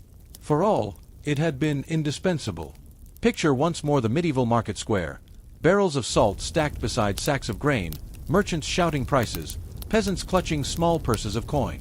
It seems ordinary, even dull. And yet it was here, in such transactions, that the shape of history was decided. Empires rose and fell not only by battles and treaties, but by minerals that fed their people and filled their treasuries. And so, as you place a pinch of salt on your own food today, perhaps without thinking, a thought lingers. If something so small once ruled empires, what ordinary substance of our own age might one day be remembered as the hidden power that shaped our world? When you picture the pyramids of Egypt, you probably imagine vast blocks of limestone stacked beneath a blazing sun, overseen by stern overseers and driven forward by the lash of a whip. For centuries, this was the story told, that the pyramids were the work of slaves, toiling under cruel masters for monuments they would never live to see. But archaeology has uncovered a different truth, one far less dramatic and far more revealing. The pyramids were built not by slaves, but by ordinary workers, organized with patience and sustained by systems of labor that were as human as they were monumental. The pyramids of Giza, rising from the desert some 4,500 years ago, were indeed wonders. But their construction was not magic, nor mystery. It was logistics, discipline, and the steady labor of thousands. Excavations near the pyramids have revealed entire workers' villages, barracks, kitchens, bakeries, breweries, and even cemeteries. These were not the traces of a population dragged in chains, but of a community living, eating, and dying in the shadow of their work. Most workers were peasants conscripted for periods of service, a system akin to taxation. Instead of coin, they paid their dues with labor, serving for a few months before returning to their fields. This system spread the burden widely. A farmer might spend part of the year hauling stone or mixing mortar, then go home to sow crops. Over years, tens of thousands of such laborers passed through the pyramid sites, each leaving their mark on the rising structure. The conditions were harsh, but not inhuman. Workers were fed bread, beer, and onions in staggering quantities, their diets designed to fuel physical exertion. They slept in long barracks, crowded but organized, and received medical care when injured. Archaeological evidence shows bones healed from fractures, suggesting that injured workers were not abandoned but treated. The state had an interest in keeping its laborers alive, for the pyramids were not short projects, but works of decades. The work itself was varied. Quarrymen cut blocks of limestone with copper tools, levering them free from the bedrock. Teams dragged sledges laden with stone across the desert, pouring water on sand to reduce friction. Others shaped blocks on site, aligning them with remarkable precision. Specialists managed ropes, ramps, and sledges, while overseers coordinated the flow of labor. Bakers churned out thousands of loaves a day, brewers filled jars with beer, and cooks prepared stews to sustain the workforce. To build a pyramid was to mobilize an entire economy. Farmers, herders, bakers, brewers, stonecutters, carpenters, masons, and boatmen all contributed. The Nile carried blocks on barges, the desert rang with the scrape of tools, the village bustled with feeding and housing the workforce. It was not the work of slaves whipped into misery, but of an organized state harnessing its people's labor in exchange for rations, status, and obligation. Of course, it was still grueling. Days stretched under the blazing sun, muscles strained, backs ached, and accidents claimed lives. Cemeteries near the pyramids hold the remains of workers who never left. Yet these men were buried with care, not discarded. Graves with jars of beer and bread suggest they were honored in death, their labor acknowledged by their community. And so the story of the pyramids changes. No longer monuments built on misery, but on mobilization. No longer the legacy of slavery, but of collective endurance. And as you stand in the shadow of those vast stones, one question lingers. Was it pride, duty, or necessity that drove so many hands to lift blocks skyward, shaping monuments that would outlast them all? Beneath the shadow of the rising stones, a village stirred each morning with its own rhythm. While the quarrymen and haulers trudged toward ramps and sledges, the village behind them bustled with the quieter labors that made such construction possible. It was not only pyramids being built here, but lives being lived. The workers' settlement, unearthed by archaeologists, reveals a structured community. Rows of long barracks housed laborers, each room crowded with mats and simple possessions. At night, the air was thick with sweat and snores, and yet there was order. Teams were grouped together, men who worked side by day, sleeping side by night. The barracks echoed with conversation, laughter, arguments, the sound of ordinary men enduring extraordinary tasks. Food was central, for without it the work would collapse. Vast bakeries turned out loaves of bread by the thousands, their ovens glowing day and night. The smell of yeast and charred crust filled the air. Alongside them, breweries produced jars of beer, thick, hearty, and nourishing, more meal than drink. Onions and garlic-flavored stews, sheep and cattle were slaughtered for meat, and dried fish supplemented the diet. The workers were not feasted like nobles, but neither were they starved. Their meals were fuel, calculated to keep bodies moving stone after stone. Water was hauled from the Nile, carried in jars, poured over sledges to ease the drag of stone, and gulped down by sweating men in the desert sun. The logistics were immense, feeding, watering, and sustaining thousands every day, not for weeks but for decades. To maintain such a system required planning as impressive as the pyramids themselves.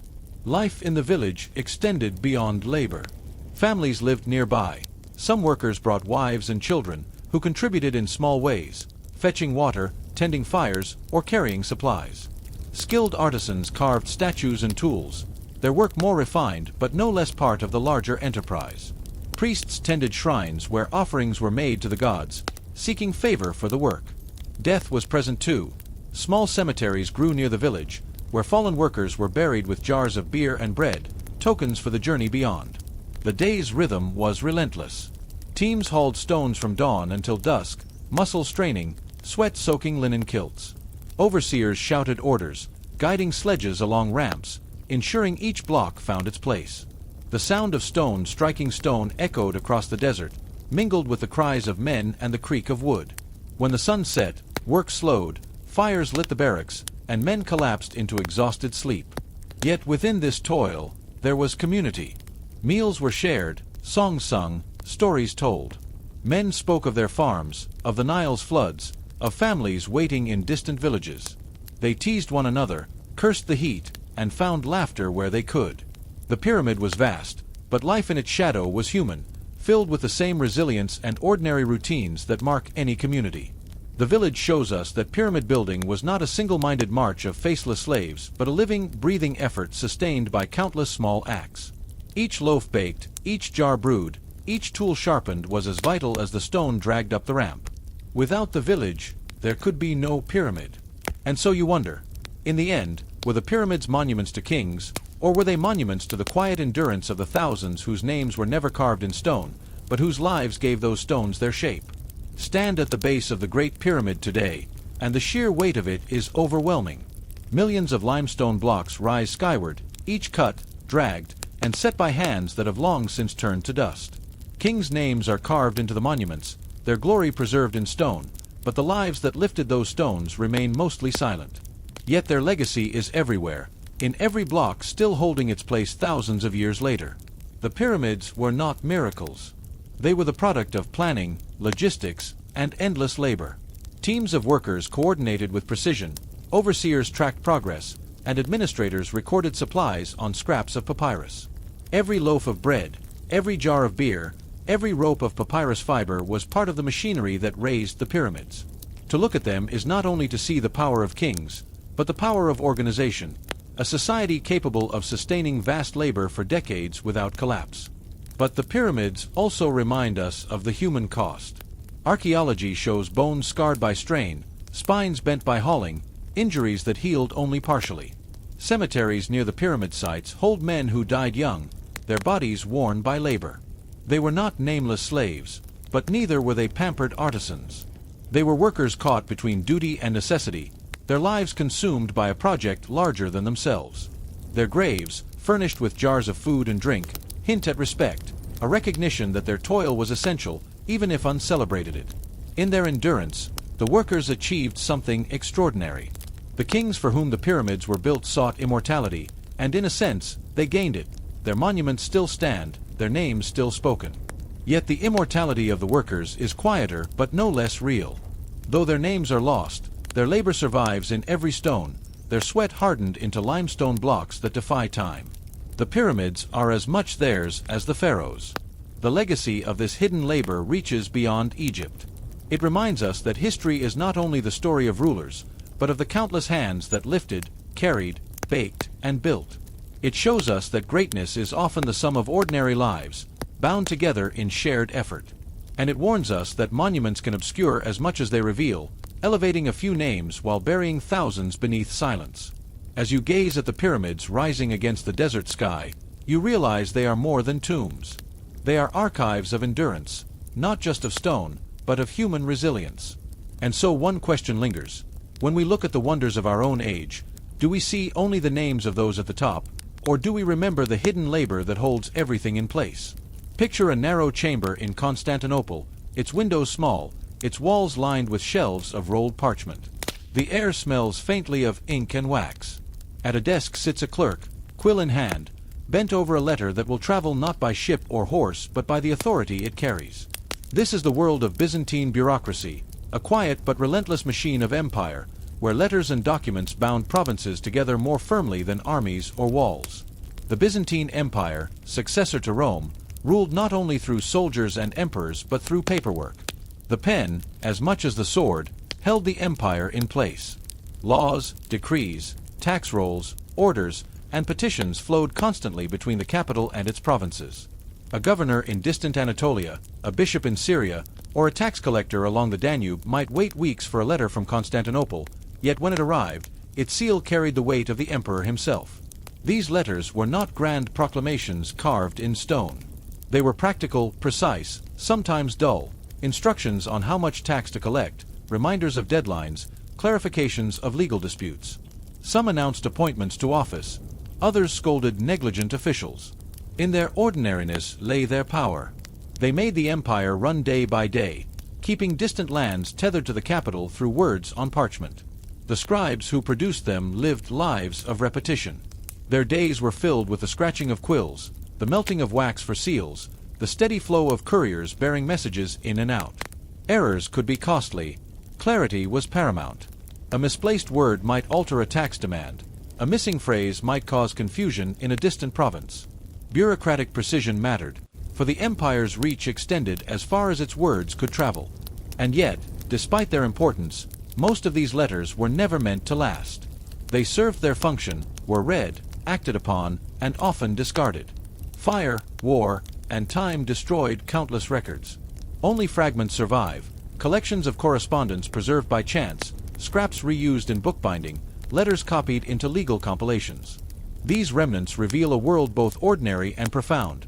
Officials complaining about delays, emperors dictating fines, bishops requesting exemptions. For the ordinary Byzantine subject, these letters were unavoidable. Taxes arrived not as abstract duties but as parchment notices. Legal disputes turned on documents sealed in Constantinople.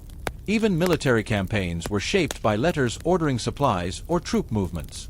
To live under Byzantine rule was to live under the authority of ink.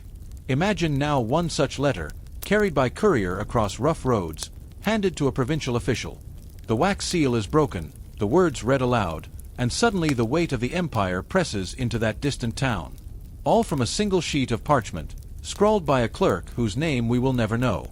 And so you wonder, in an empire remembered for emperors and wars, how much of its true power lay instead in these forgotten letters, the quiet machinery of bureaucracy that once held a vast world together? Step into the scriptorium of Constantinople, where the empire's invisible machinery turned. The room is quiet except for the faint scratching of quills and the drip of wax from candles. Clerks, robed in plain garments, bend over parchment, copying, dictating, and reviewing documents hour after hour. Their work was not glorious. They wielded no swords, commanded no troops, and yet without their pens, the empire itself would have unraveled. The life of a bureaucrat was defined by repetition. He arrived each morning, received dictation or instructions, and spent the day producing letters, records, or decrees. His tools were few: quill, ink, parchment, and seal. His body bent to the desk, his eyes strained in dim light, his hand cramped from endless writing. Errors were feared. A smudged figure in a tax roll or a misplaced phrase in a decree could mean disaster. Accuracy was both discipline and survival. The bureaucracy of Byzantium was vast. Taxation demanded records of land, livestock, and laborers. Military orders required lists of supplies, troop counts, and payments. The church added its own stream of petitions and rulings, often tangled with state authority. All of this flowed into offices where men like these clerks turned chaos into order through neat columns and careful prose. For the clerks themselves, advancement was possible but limited. A gifted writer or loyal servant might rise to higher offices, perhaps even to positions near the emperor. Yet most remained anonymous, their lives consumed by routine. Some found pride in service to the state, others only weariness. Their pay was modest, their recognition fleeting. They were the skeleton of the empire, uncelebrated but indispensable. Outside the capital, provincial bureaucrats bore their own burdens. A tax collector in Anatolia might spend his days riding from village to village, parchment in hand, tallying dues and confronting angry peasants. His authority rested not in his own strength but in the seal of Constantinople. Yet he faced the danger of resistance, the temptation of corruption, the endless complaints of the governed. To be a bureaucrat was to live between worlds, powerful by paper, vulnerable in person. Despite the dullness of the work, letters reveal flashes of humanity. Officials wrote of delays caused by storms, of shortages of parchment, of disputes over wording. They worried about their careers, complained about rivals, and sought favor through careful flattery in their correspondence. Behind the formal prose lay ordinary men, anxious about wages, families, and survival. In time, the sheer volume of paperwork became staggering. The empire was held together by ink trails stretching across thousands of miles. Couriers carried letters on horseback, across seas, through snow-covered passes, and along dusty roads. Each carried the voice of the emperor or his ministers, compressing the vastness of Byzantium into a fragile document sealed with wax. Picture now a clerk in the palace chancery, his lamp burning low, as he drafts yet another decree. He knows it will travel far beyond him, that it will command soldiers or extract taxes, yet his own name will vanish. His burden is clear: to serve without glory, to preserve order through words that may outlast him, even if he is never remembered. And so you wonder, how much of an empire's strength rests not in its rulers or generals, but in the quiet persistence of those who spend their lives copying words, their ink binding together a realm too vast for any one man to rule alone. Most of the letters that once pulsed through the veins of Byzantium are gone. Parchment was reused, papyrus crumbled, fires consumed archives, and war scattered records. What survives are fragments, scraps copied into law books, bundles discovered in monasteries, or faded lines pressed into bindings of later texts. Yet even in these remnants, the voices of a bureaucracy still whisper. We hear emperors speaking in clipped commands: collect this, punish that, send grain here. We hear provincial officials replying with weary complaints: the roads are impassable, the peasants resist, the treasury is short. We hear bishops arguing over privileges, tax collectors tallying livestock, soldiers requesting supplies. None of it is glorious. None of it was written to inspire. And yet, it is here, in these ordinary exchanges, that the true life of empire emerges. For the Byzantine Empire endured not simply because of armies or walls, but because words flowed continuously between center and edge. Each letter linked Constantinople to provinces hundreds of miles away. Each wax seal pressed into parchment bound distant villages to the emperor's will. Without these documents, the empire's reach would have faltered. Bureaucracy may seem dull, but it was as vital as the stones of city walls or the swords of soldiers. The clerks and scribes who wrote these letters rarely saw the impact of their work. They did not watch the taxes gathered, the disputes settled, or the soldiers provisioned. Yet their words carried weight far beyond their desks. In this sense, their lives were a paradox, obscure and invisible, yet powerful in ways they could not fully grasp. And for us, centuries later, their letters offer glimpses of the ordinary that history often forgets. We see not only emperors and wars, but also the frustrations of minor officials, the weariness of administrators, the stubborn persistence of routine. We are reminded that empires are not just made of victories and defeats, but also of memos, tallies, and instructions that never made it into chronicles. Picture a faded letter lying forgotten in a monastery chest, its seal broken, its words still legible after 1,000 years. It was once read by a provincial governor, acted upon, then discarded as unremarkable. Today, it speaks again, telling us that the machinery of empire is not only visible in mosaics and palaces, but also in these quiet traces of ink.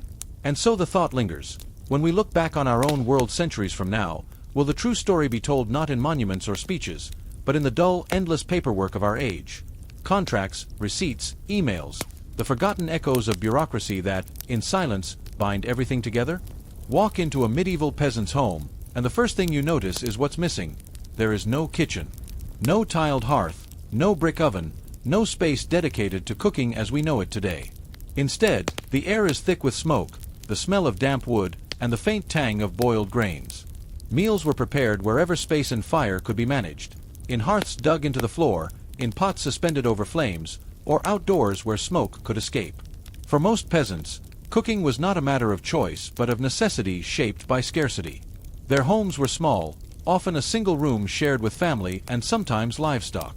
Space was precious, and an open fire in the middle of the room was the simplest solution.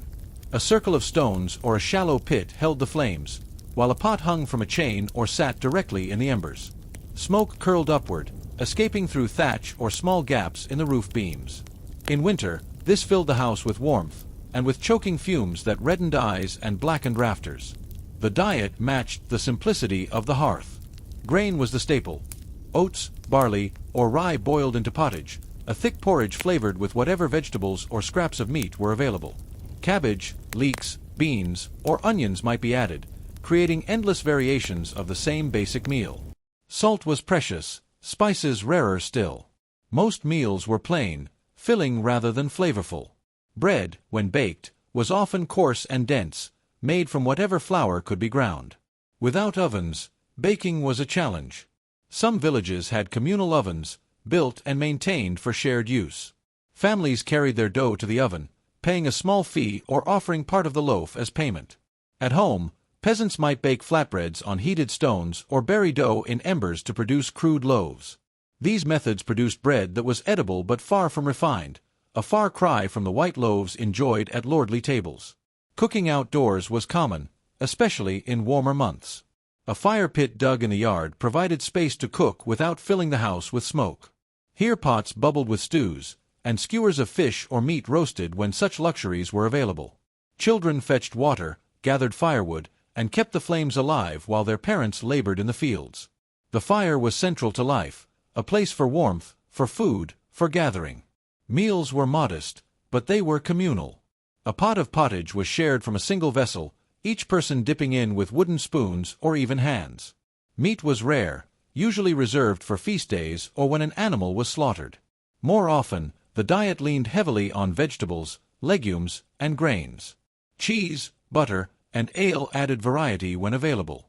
For peasants, survival was measured in calories, not in taste.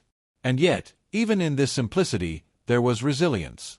Peasants learned to stretch ingredients, to flavor food with herbs from gardens or hedgerows, to preserve what they could through drying, salting, or fermenting. Their cooking was born of adaptation, of making do with what the land and season provided. Picture now a smoky hut at dusk, a family gathered around a bubbling pot, steam rising in the dim light. It is not a feast, not even remarkable, but it is life, sustained by fire and shared labor. And you wonder, in a world without kitchens, how did such humble meals sustain not just bodies, but entire generations across centuries? If the hearth at home was small and smoky, the village oven was its opposite, large, shared, and central to community life. In many medieval villages, ovens were too costly or impractical for each family to build on their own. Instead, one or two great stone or clay ovens served the whole community, managed by the lord, the church, or the village itself. Families prepared their dough at home, kneading coarse flour with water and leaven, sometimes adding bits of beans or peas to stretch the mix. Then, at the appointed time, they carried their loaves to the communal oven. The oven keeper, often a villager appointed to the task, tended the fire, heated the chamber, and placed the loaves inside. For a small fee, or for a portion of bread left behind, he ensured each family's loaf was baked. The smell of fresh bread filled the air, mingling with wood smoke and chatter as neighbors waited their turn. The communal oven was more than a place to bake. It was a meeting ground. Here, villagers exchanged gossip, news, and stories while waiting for their bread. Children played nearby, elders lingered on benches, and disputes were sometimes settled under the watchful eye of the oven keeper. In a world where work was constant and leisure rare, the oven became a quiet center of social life. Bread itself carried meaning. A fresh loaf was not just food but a symbol of survival, proof that the household had flour enough to last another week. On feast days, loaves were larger, sometimes shaped into special forms or marked with crosses. When grain was scarce, the loaves grew smaller and darker, stretched with fillers like acorns or ground peas. Bread was never simply bread. It was the measure of prosperity or hardship, visible to all in the marketplace and on the table. Feasts brought another rhythm to village life. While most meals were plain pottage or bread, festivals offered meat, cheese, and ale in abundance. A pig slaughtered for Christmas or Easter was shared, its meat roasted or boiled in great pots. Ale brewed specially for the occasion flowed freely, laughter replaced the usual silence of meals, and the monotony of daily fare gave way to celebration. These feasts punctuated the year, turning food from mere fuel into joy. Even then, cooking was communal. Large cauldrons boiled over outdoor fires, tended by groups of women stirring stews thick with vegetables and whatever meat could be spared. Men roasted cuts on spits, turning them slowly while smoke drifted upward. Children ran errands, fetching wood or carrying water, their excitement matched by the anticipation of rare flavors. Music and dancing followed, the smell of roasting meat mingling with the sound of fiddles and drums. But behind the cheer was always the reality of scarcity. A feast was possible only because of careful hoarding, tithes to the church, or obligations to the Lord. After the celebration, life returned to the usual fare of grains and vegetables, the communal oven once again turning out coarse loaves for ordinary days. The feast was respite, not transformation. Picture now a circle of villagers standing outside the glowing mouth of the communal oven, steam rising from fresh loaves, voices murmuring in the dusk. The bread will be divided, eaten, and gone, but the memory of the shared fire, the shared food, will linger. And you ask yourself, was it the bread that sustained them, or was it the act of baking and eating together that gave the peasant's life its quiet strength? For all the warmth of hearths and the cheer of feasts, peasant cooking was shaped above all by scarcity. Crops failed, winters bit hard, and rents and tithes left little for the household table. In these moments, the ingenuity of peasant cooks became the thin line between survival and starvation. When grain was plentiful, bread and pottage filled bellies. But when harvests faltered, substitutes appeared. Loaves were stretched with ground beans, peas, or chestnuts. Acorns, bitter and coarse, were leached and ground to bulk up flour. Bran, normally discarded by the wealthy, became the main ingredient for the poor. These breads were dense, dark, and heavy, sometimes more husk than wheat, but they kept hunger at bay. Pottage, too, adapted to scarcity. Instead of meat or fat, it might hold nothing more than cabbage, nettles, or weeds gathered from hedgerows. Wild herbs flavored what little there was, roots dug from fields thickened the broth. What mattered was not taste but survival. A pot set on the hearth, bubbling with whatever could be found, was better than none at all. In times of true famine, desperation appeared in the records. People ate bark stripped from trees, ground into flour. They boiled grasses, dug up roots, chewed leather softened in water. Chronicles speak of hunger so deep that families abandoned villages or sold themselves into servitude for food. Cooking without kitchens became cooking without ingredients, a battle against emptiness itself. And yet, ingenuity persisted. Fermentation turned small harvests into lasting stores, cabbage into sauerkraut, milk into cheese, grain into ale. Drying preserved apples, beans, and fish. Families planned carefully, stretching harvests through winter by storing in pits or hanging food in rafters. Every scrap was used, bones boiled for broth, fat rendered into candles, even stale bread crumbled into pottage. Waste was unthinkable. Cooking, in this sense, was not only about food but about endurance. It was the art of making something from nothing, of transforming scarcity into survival. A peasant wife stirring a thin pot of cabbage and nettles was not only feeding her family, she was carrying forward a tradition of resilience that had kept villages alive for centuries. And through it all, meals remained communal. Even in hunger, the pot was shared, each person taking their portion in turn. Hunger bound families and neighbors together as much as feasts did. In the act of eating, even the plainest broth became a reminder of community. Picture now a smoky hut in midwinter, the fire burning low, a pot bubbling with a thin pottage of cabbage and roots. A family sits close, eating slowly, stretching each spoonful. Outside, the fields are bare, the wind's cold, but inside, the fire still burns, and the meal, however modest, sustains. And so you wonder, was the strength of the medieval peasant found not in the richness of their meals, but in their ability to survive when meals grew poorest?